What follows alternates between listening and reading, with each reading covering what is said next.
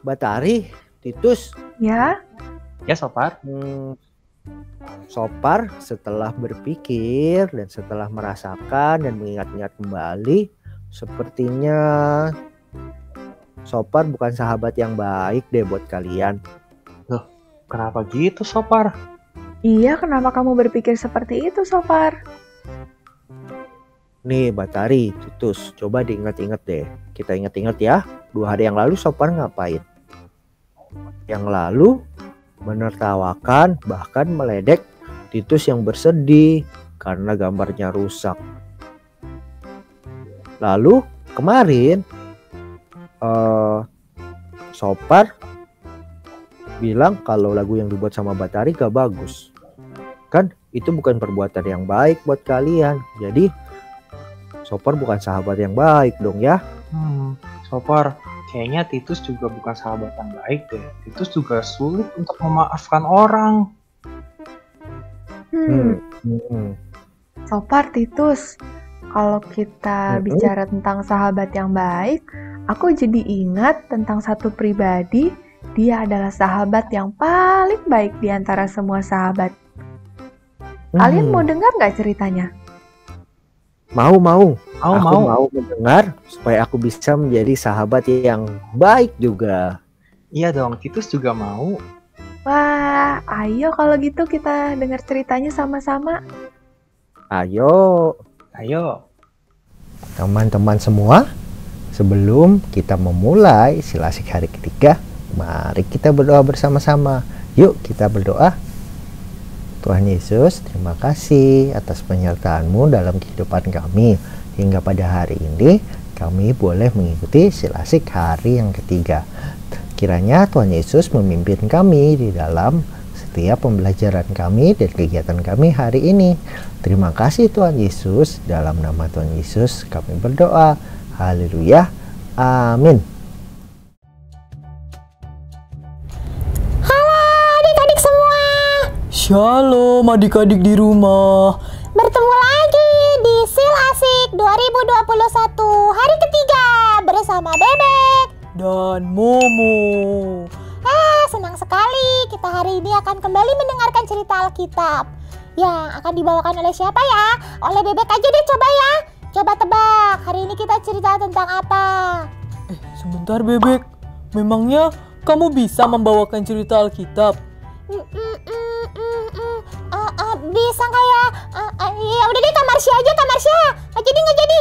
Ya sudah, adik-adik, kita akan dengarkan cerita bersama Kak Marsha ya. Mari Kak Marsha. Halo adik-adik di rumah, Shalom. Bertemu lagi hari ini dengan Kak Marsha. Hari ini adalah hari ketiga di Sil Asik 2021. Kembali lagi kita akan mendengarkan cerita Alkitab. Sudah siap? Nah, adik-adik semua, kalau 2 hari kemarin kita sudah belajar cerita tentang siapa? Ayub dan 3 sahabatnya, serta persahabatan Daud dan Yonatan. Hari ini kita akan belajar dari tokoh yang paling super di Alkitab. Siapa kira-kira nih? Kalau Daud, kalah super. Ayub, kalah super. Nabi Nuh, kalah super.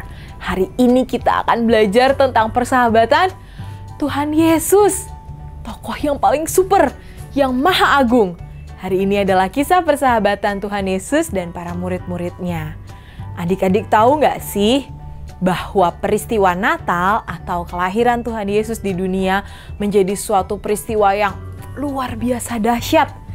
Itu adalah bentuk kasih paling besar karena Allah mengaruniakan anaknya yang tunggal untuk datang ke dunia, bahkan mati di kayu salib dan bangkit. Itu semua untuk menebus dosa adik-adik di rumah dan juga dosa Kak Marsha. Jadi itu adalah peristiwa yang luar biasa keren dan hebat ya adik-adik. Tetapi pelayanan Tuhan Yesus di dunia ini saat itu hanya sementara karena Tuhan Yesus harus kembali lagi ke surga menyiapkan tempat bagi kita. Menyadari hal tersebut, maka ketika Tuhan Yesus ada di dunia, Ia mengajarkan kepada orang-orang terdekatnya untuk melanjutkan pelayanan ketika Tuhan Yesus sudah tidak ada lagi di dunia ini. Nah, orang-orang inilah yang menjadi lingkaran kecilnya, teman-teman dekatnya, yang kemudian disebut sebagai murid-murid Tuhan Yesus. Murid-murid ini dipilih Tuhan Yesus tidak sembarangan. Tuhan Yesus sudah mengetahui sebelumnya bahwa siapa ya yang akan menjadi murid-muridnya. Murid pertama yang Tuhan Yesus ajak adalah Simon Petrus. Simon Petrus ini kemudian menjadi tokoh yang cukup sering disebutkan di Alkitab. Kalian masih ingat kan cerita ketika Simon Petrus menolak untuk kakinya dibasuh oleh Tuhan Yesus? Waktu itu di malam terakhir Tuhan Yesus ingin membasuh kaki para muridnya. Tetapi Simon Petrus bilang, tidak Tuhan, tidak mau. Tetapi akhirnya Tuhan Yesus tetap membasuh kaki para murid-muridnya. Setelah itu, ingatkah kalian peristiwa di Taman Getsemani? Ketika Tuhan Yesus sedang berdoa, saat itu juga ada 3 orang murid yang mengikuti Tuhan Yesus berdoa di Taman Getsemani. Salah satunya adalah Simon Petrus. Dan kemudian ketika para tentara datang mau menangkap Tuhan Yesus, kalian ingat peristiwa waktu Simon Petrus memotong ke telinga salah satu prajurit yang mau menangkap Tuhan Yesus? Lagi-lagi ada Simon Petrus di situ. Dan satu lagi, ketika Tuhan Yesus sudah ditangkap dan para murid mengikuti dari belakang. Mereka ingin tahu apa yang dilakukan para tentara itu kepada Tuhan Yesus. Tetapi ada masyarakat yang bertanya kepada Petrus waktu itu, "Loh, kamu kan salah satu pengikut Yesus yang ditangkap itu." Lalu Simon Petrus menyangkal Tuhan Yesus sebanyak 3 kali. Wah, dengan begitu banyaknya peristiwa, tetapi Simon Petrus tetap setia mengikuti Tuhan Yesus. Nah, adik-adik, mengapa ya para murid ini bisa menjadi sahabat-sahabat yang setia dan tetap mengikuti Tuhan Yesus sekalipun sudah banyak sekali peristiwa yang mereka alami? Mungkin peristiwa itu menyenangkan, mungkin peristiwa itu tidak menyenangkan. Itu semua terjadi karena mereka memiliki kekerabatan. Mereka semua memiliki kedekatan dengan Tuhan Yesus. Nah, adik-adik di rumah juga inginkan menjadi sahabat seperti para murid-murid Tuhan Yesus? Bagaimana ya caranya? Caranya adalah kita harus terus berkomunikasi kepada Tuhan. Kita harus membangun relasi yang baik dengan Tuhan. Kalau kita saja bisa berteman dengan sahabat-sahabat kita dengan cara sering ngobrol, sering bercerita. Nah, itu juga yang Tuhan harapkan. Kita harus lebih sering ngobrol dan bercerita kepada Tuhan. Dengan cara apa? Dengan cara rajin berdoa. Bukan hanya doa makan dan doa tidur. Kita boleh loh berdoa kapanpun kita mau. Menyampaikan apapun yang kita ingin sampaikan kepada Tuhan. Karena Tuhan pasti dengar. Dan Tuhan senang ketika anak-anaknya mau datang dan bercerita kepadanya. Selain itu, kita juga harus rajin baca Alkitab. Karena dari situlah kita tahu apa yang ingin Tuhan sampaikan kepada kita.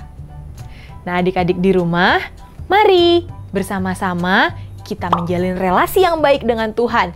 Kita semakin sering berkomunikasi melalui doa kepada Tuhan. Oke? Mari kita akhiri cerita hari ini dengan mengucap syukur karena Tuhan begitu baik mau menyampaikan firman yang begitu indah kepada kita. Terima kasih. Sampai jumpa adik-adik. Tuhan Yesus memberkati. Wah, luar biasa cerita hari ini. Kalau 2 hari sebelumnya kita dengar dari perjanjian lama, tokoh-tokoh yang sudah terkenal, ternyata hari ini tokoh yang paling super di Alkitab ya. Iya, betul sekali Bebek. Setuju bahwa Tuhan Yesus yang paling hebat. Ternyata Tuhan Yesus juga menganggap murid-muridnya sebagai sahabat ya. Iya, betul sekali. Senang sekali ya murid-murid itu bisa bersahabat, bisa berteman dekat dengan Tuhan Yesus. Iya, semoga kita juga dimampukan untuk bisa dekat dengan Tuhan Yesus.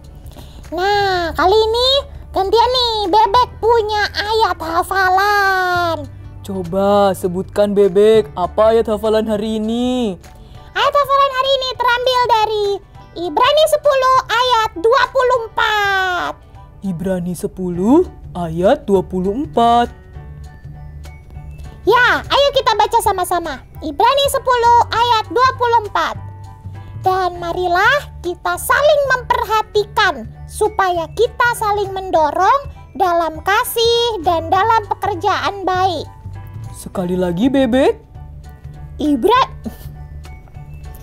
Ibrani 10 ayat 24. Dan marilah kita saling memperhatikan supaya kita saling mendorong dalam kasih dan dalam pekerjaan baik. Terima kasih ya, Bebek. Mari adik-adik hafalkan di rumah dan menjadi pengingat kita di hidup kita ke depan. Terima kasih, Tuhan Yesus memberkati. Halo teman-teman, ketemu lagi dengan Kak Priska di Kisah Teladan. Nah, 2 hari kemarin kita sudah mengikuti perjalanan Mansen dan Lyman ke Tanah Batak. Dan akhirnya mereka sampai di Tanah Batak dan sekarang mereka ingin melanjutkan perjalanan ke Rura Silindung. Yuk kita ikut, berhasilkah Mansen dan Lyman sampai ke Rura Silindung? Perjalanan ke Rura Silindung ditempuh dengan susah payah. Mereka harus menyeruak hutan belantara, melewati lembah dan gunung. Sampai akhirnya mereka sampai di perbatasan Rura Silindung. Ketika sampai di perbatasan, Mansen dan Lyman kemudian meminta penerjemah mereka untuk pergi dan memeriksa situasi di sana. Namun sayangnya, setelah beberapa jam, sang penerjemah tidak juga kembali. Berpegang pada cerita Pendeta Ward bahwa Tanah Batak dihuni oleh orang-orang yang ramah, Mansen dan Lyman pun tidak menaruh curiga sama sekali. Setelah sang penerjemah tidak kunjung datang, mereka pun memutuskan untuk melanjutkan perjalanan. Tapi, belum sampai mereka mengayunkan langkah pertama, tiba-tiba datanglah segerombolan orang mengepung mereka. Mereka diikuti oleh satu pemimpin yang ternyata adalah Raja Suku Silindung. Nah, ternyata mereka mengira bahwa musuh mereka adalah orang-orang berkulit putih, berhidung mancung, dan berbahasa asing, dan musuh mereka itu harus dibunuh. Celakanya lagi, warga Kampung Silindung dikenal sebagai bangsa kanibal karena mereka terbiasa memakan daging sesama manusia. Dalam kepungan itu, Raja Panggalime kemudian berkata kepada mereka, "Mula mahamu." Artinya, pulanglah kalian.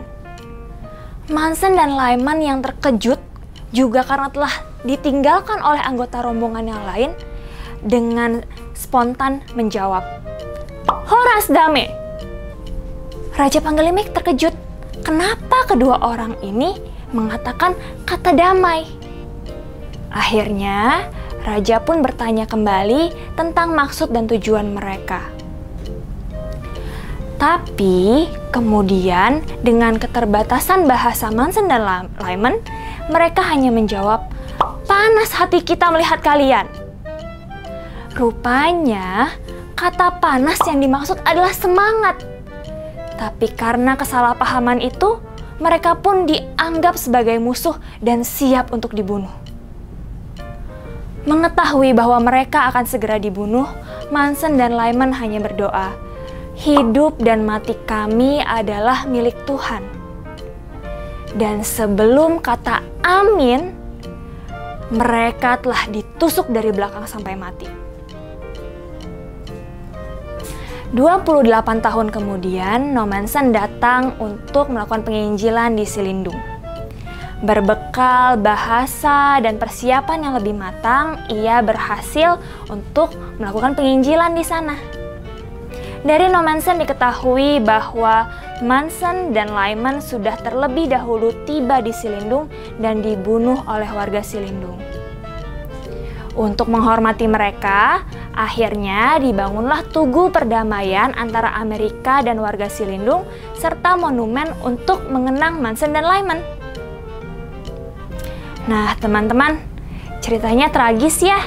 Manson dan Lyman dengan sepenuh hati datang ke tanah Batak tapi justru berakhir sebagai martir. Tapi kita bisa lihat di sini bahwa keyakinan Manson dan Lyman untuk mengikuti panggilan Tuhan setidaknya berbuah manis. Mereka bisa sampai ke tanah yang mereka tuju dan akhirnya tanah itu pun mengenal Tuhan. Nah, ikut Tuhan tidak selalu mudah teman-teman. Ada banyak tantangan yang harus kita siapkan. Kita harus bisa menghadapinya berbekal dengan apapun sumber daya yang kita punya. Jadi, siapkah kamu untuk ikut Tuhan dan menghadapi semua tantangannya? Dijawab masing-masing ya. Sampai ketemu di sil berikutnya dan kesempatan berikutnya. Dadah!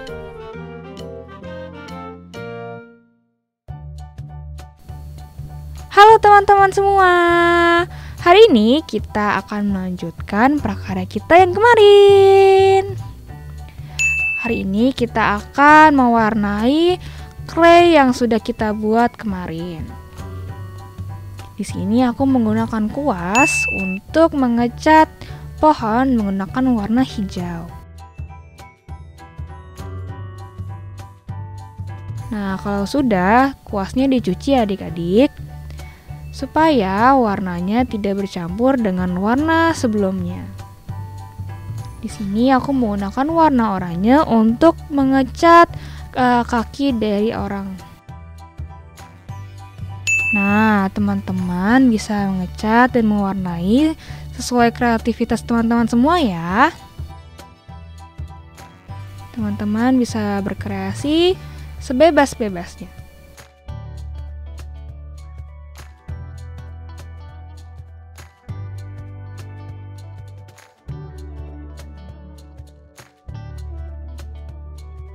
Wah, warnanya cantik ya teman-teman. Jangan lupa untuk mewarnai rambutnya. Nah, kalau sudah selesai, sekarang kita akan menempel clay orang dan ornamen-ornamen lainnya menggunakan lem uhu ke alas yang sudah kita buat.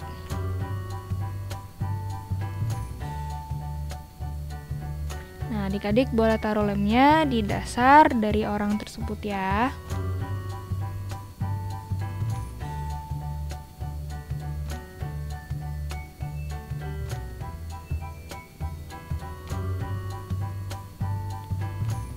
Kita tempel dan kita tahan dan tunggu sampai kering.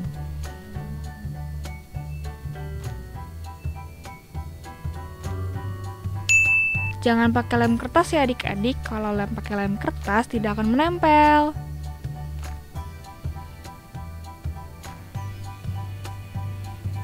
Nah, sudah jadi deh. Sekarang kita akan menempel rumput-rumputan sebagai hiasan. Kalau adik-adik mau menempel bunga-bunga juga boleh.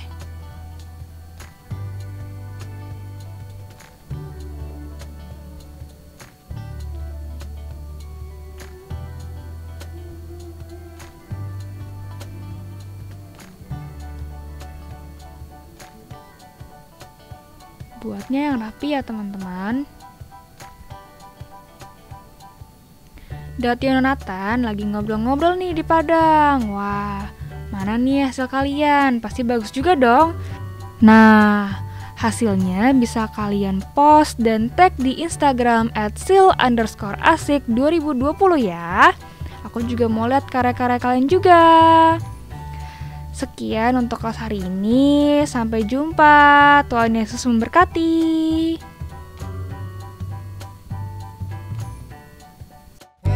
Wah, keren sekali ya Tuhan Yesus menjadi contoh bagaimana menjadi sahabat yang paling baik. Ya kan, Batari, Titus? Iya betul. Iya, betul banget. Tuhan Yesus itu sahabat yang baik. Dia mau mengorbankan dirinya untuk menebus dosa kita. Iya, dia baik sekali ya. Aku mau dia menjadi sahabat yang baik seperti Tuhan Yesus, tapi aku juga mau menjadi sahabatnya Tuhan Yesus.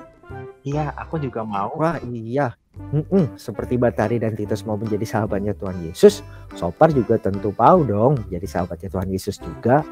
Nah, kalau begitu Sopar nih ya mau mengajak teman-teman semua seperti Batari, Titus, dan Sopar hari ini mau menjadi sahabat yang baik seperti Tuhan Yesus, mau menjadi sahabatnya Tuhan Yesus, dan mau ikut Tuhan Yesus. Apakah teman-teman semua mau untuk menjadi sahabat-sahabatnya Tuhan Yesus dan ikut Tuhan Yesus? Wah, itu mau tuh. Iya, aku senang sekali kalau kita semua mau menjadi sahabatnya Tuhan Yesus dan kita sama-sama mau ikut Tuhan Yesus. Iya, kalau begitu kita mau bersuka cita bersama karena kita semua sudah ikut Tuhan Yesus. Nah, kalau begitu kita berdoa, kita mengucap syukur, kita sudah mengikuti Sil Asik, kita sudah belajar cerita-cerita dari tokoh-tokoh yang luar biasa di Alkitab, dan kita mau ikut Tuhan Yesus sebagai Tuhan dan Juru Selamat kita semua ya teman-teman. Iya, yuk kita berdoa. Nah teman-teman semua, kita mau ikut Tuhan Yesus sama-sama ya. Kalau begitu, mari kita tutup Sil Asik hari ini dengan berdoa. Tuhan Yesus yang baik, terima kasih Tuhan Yesus, karena Tuhan Yesus sudah menjadi sahabat yang terbaik bagi kami semua. Tuhan Yesus, kami juga mau menjadi sahabat-sahabat yang baik seperti yang Tuhan Yesus lakukan. Dan kami mau menjadi anak-anak yang mengikuti teladan Tuhan Yesus dan mau ikut Tuhan Yesus sepanjang hidup kami. Terima kasih Tuhan Yesus untuk kegiatan Sil Asik yang boleh kami ikuti selama 3 hari ini. Kiranya kami boleh terus mengingat setiap pelajaran-pelajaran firman Tuhan yang kami dapatkan dan kami lakukan di dalam kehidupan kami setiap harinya. Terima kasih Tuhan Yesus, di dalam nama Tuhan Yesus kami berdoa. Haleluya. Amin.